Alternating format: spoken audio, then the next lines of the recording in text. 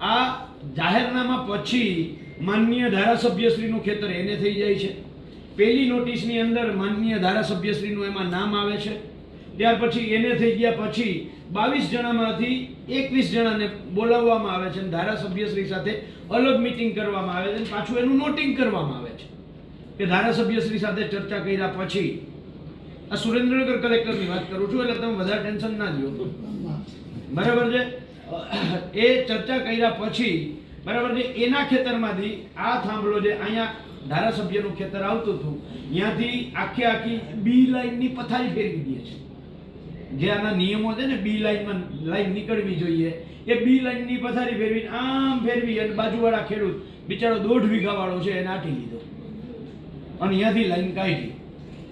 હવે મારો સવાલ આપને એ છે કે અહીંયા ધારાસભ્ય હતા એટલે એના ખેતરમાં લાઈન પડી છે. અહીંયા ભાણજીભાઈ સામાન્ય માણસ છે, એના ખેતરમાં લાઈન ફરશે કે નહીં?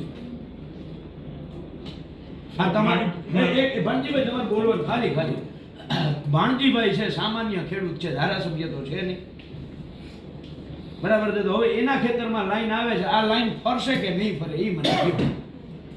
જો રાજ્ય સરકારના નિયમો સરખા હોય, માનનીય કલેક્ટર શ્રી, અમે તમને સરકાર જ સમજીએ છીએ, તો સુરેન્દ્રનગરમાં કાયદો અલગ ધારાસભ્ય માટે અને મારા ભાણજીભાઈ માટે અલગ કાયદો શું કામ?